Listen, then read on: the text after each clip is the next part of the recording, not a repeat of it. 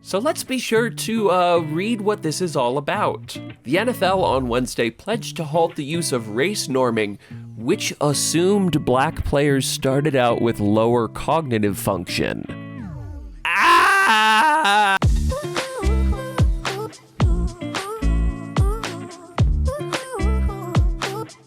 Hey y'all, welcome back. Really quick, I want to mention that I'll be streaming on Monday. Stick around till the end of the video to find out the details. If you're anything like me, over the last few years in the political climate we've found ourselves in, you've had to have a number of conversations with centrists or conservatives about systemic racism. And one specific line of argument that a lot of those folks find a way to work in is to say, well, sure, we used to have systems that were racist, but we made that illegal in the 60s, dummy. And while that definition of systemic racism fails to acknowledge the many ways that previous systems continue to impact our current day, even with this hamstrung definition, every once in a while, we still find explicit systemic racism in this country, which, and it breaks my heart to say this, is the topic of today's video. Today I learned that in the year of our Lord 2021, the NFL just now pledged to halt race norming in reviewing CTE claims.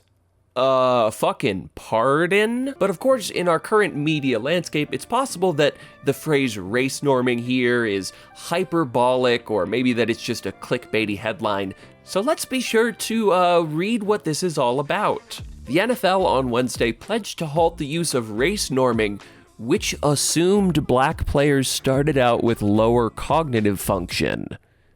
So yeah, for anyone who's out of the loop with American football, over the last couple of decades, there's been a much bigger push towards awareness of how clanking your heads into other people for a decade can really mess up your brain. So with the increased awareness around brain injuries, there have been a lot more claims made to the NFL trying to get, medical bills paid. One of the ways that the NFL has been trying to suss out if they are responsible for the brain damage the players are exhibiting was to try to set a baseline of where this person's cognitive function might have reasonably been at prior to their time playing in the NFL. And it seems that one of the ways they set the bar for players was to assume black people's cognitive ability was lower from birth than white people. From what I can understand, reading through some of the linked articles and reading up on CTE generally and all that, it seems like the prevailing logic here went like this.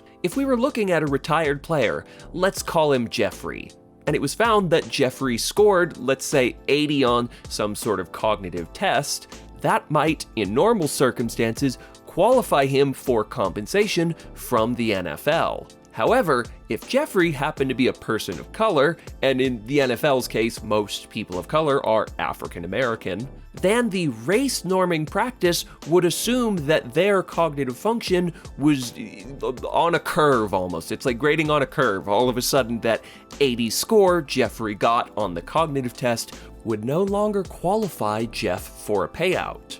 And you know what makes this already blatantly racist system worse? They started it in the 1990s, which, again, is well past civil rights, the time in which most conservatives tell me all forms of racism were made illegal somehow. But, moreover, it reflects the harmful ways that IQ testing and the continued racist lie that there's some sort of cognitive differences between ethnic groups has the potential to infect systems we interact with, and can still lead to real-world harm. Take that, you IDW-ass motherfuckers.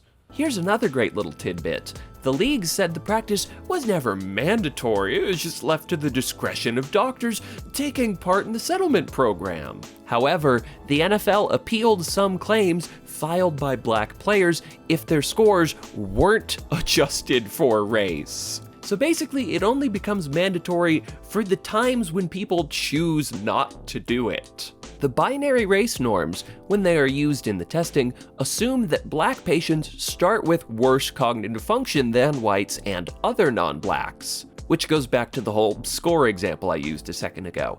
That makes it harder for them to show a deficit and qualify for an award. Henry and Davenport, for instance, were denied awards, but would have qualified had they been white, according to their lawsuit. Wednesday's announcement comes after a pair of black players filed a civil rights lawsuit over the practice. Medical experts raised concerns, and a group of NFL families last month dropped 50,000 petitions at the federal courthouse.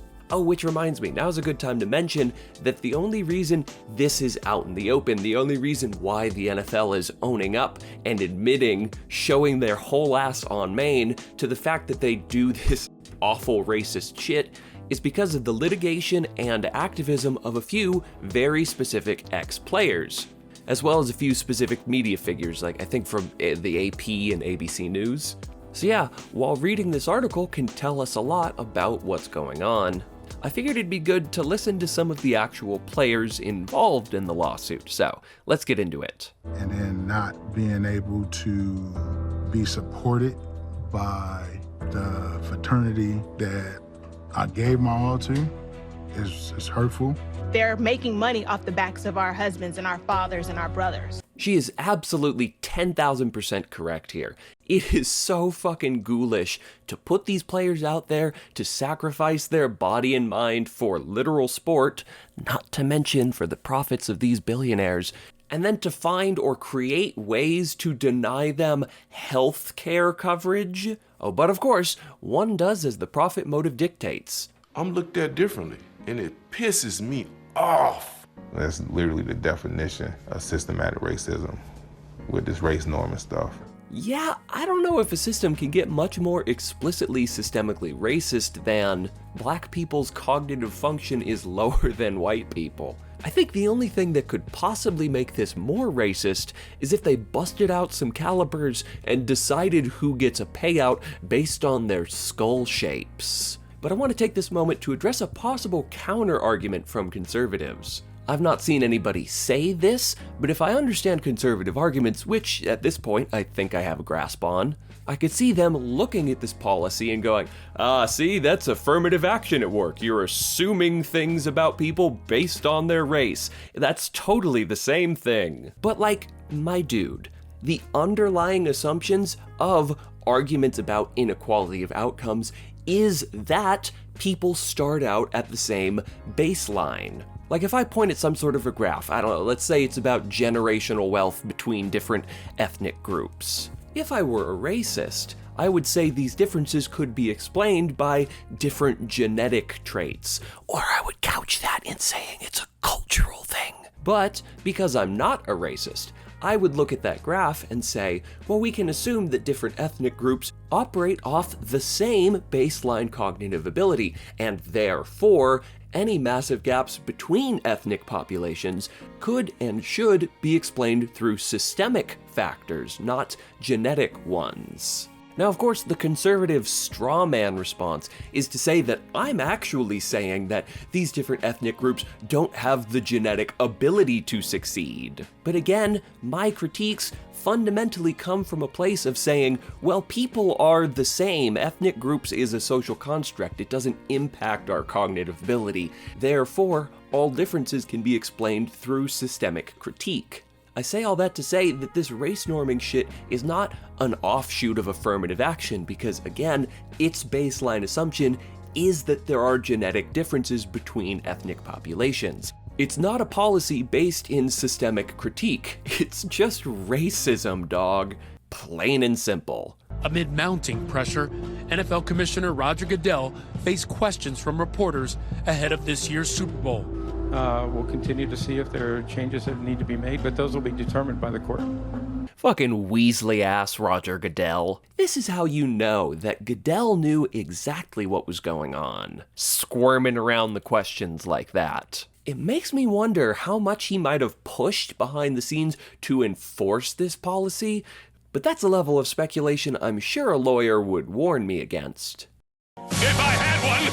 We're talking about millions and millions and millions of dollars, maybe more, that the NFL might have to pay out if you look back and you look at all the people that maybe should have received compensation but didn't because of this issue. Mm-hmm. This is a good moment to talk about one of the more interesting aspects of this story: the financial benefits of this racist practice. Again, this is not a holdover from the 60s. This isn't grandfathered in from the time that the stadiums were still segregated, you know? This popped up in the 90s, very specifically in response to the sudden awareness of brain injuries. And again, as the interviewer points out here, the race norming practice saves the NFL millions, so it needs be asked.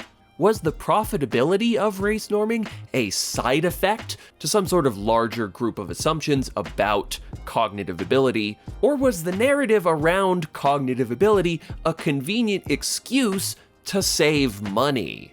We got a real chicken and the egg situation on our hands. Let's call this a bigot and a bottom line conundrum. And I don't myself land on either side of that topic, but regardless, what's clear is that racism happens to be very profitable in this instance. Maybe there's some larger things that we could draw from this moment about how profit sometimes leads people astray. Oh, but never mind that. Let's move on. What's your biggest concern as you move forward with your case? Well, our case was denied. So I guess my only concern is that people would be held accountable for what they're doing to these players. She is 10 million% correct here. Couldn't agree with you more, lady. This practice is so egregiously and obviously racist, like 1960s grandpappy racist, that the NFL getting rid of the policy and paying back a few of the players to whom they owe money really shouldn't be enough. Like, we should use this knowledge to keep pressure on the NFL going forward. And at this point, considering the lack of coverage I've seen this story getting, like the YouTube channels that talk about it, big channels mind you, like MSNBC and all that, only have a few thousand views, I really think the best way to hold the NFL accountable here is to spread awareness. And spreading awareness might mean sharing the article or sharing this interview with the players, or maybe it means becoming a reply guy underneath Roger Goodell's tweets where you just post the headlines every single time he tweets, like he set up a bot to do that sort of thing. But you see, at the end of the day, I'm a dumb 24-year-old. I'm not entirely sure how to start some sort of awareness campaign or anything like that. I just get the sense that that's really what the NFL needs to be held accountable here, is just for people to know that it exists. And I hope that, by covering this bullshit, I too can do my part to help spread awareness. So yeah, in summary, my heart goes out to all the families impacted by these racist policies. But outside of those specifics, this is a really, really important moment to recognize how systemic racism functions. It can come from academia, it can come from people who supposedly are well-meaning, it can come from medicine, it can appear as a result of decades-long racist projects. And most importantly, racism can be extremely profitable. Which is bad, by the way. Do not mistake that for me saying it's good in any way. So obviously we need to do more about combating various forms of systemic racism, and as another video I've made discusses, there are other racist systems in the NFL itself that need be challenged. But in this case, we really have to hammer home the fact that all this cognitive race IQ science is just absolute bollocks. Go watch Sean's fucking masterpiece of a documentary on the bell curve if you want to understand why it's hogwash. Since this racist narrative has shown it has a lot of staying power and can clearly have an impact on modern systems, we need to make sure to fight this false narrative wherever it might pop up. And we also should maybe do something about this whole profit motive while we're at it, as it seems in this instance to be inextricably tied from the NFL's crimes here. But yeah, thanks for watching, everyone. Special announcement time! On Monday, I'll be starting a multi-part stream of Pokemon Fire Red, where I try to beat the game without ever catching a Pokemon. So be sure to tune in Monday, feel free to ask me some questions. I'll be busy trying to beat the whole game with a Bulbasaur, so hope to see you there. If you enjoyed this video, be sure to toss me a like and subscribe down below. But if you really want to help me out, you can join me over on Patreon. Patrons get access to exclusive behind-the-scenes content, like early versions of every video, and exclusive Patreon-only videos. Plus, if you join the Piley Benton's Biggest Boys tier, you get your name read off at the end of every video, which I am about to do once I pull up the names. Zoth, Revo Pregame, Nilic Elites, Floof Pants, and Kerman Ferd. So if you want to hear your lovely name read off at the end of every video, be sure to join me on this specific tier. Thanks much, everyone, and I'll see you next time.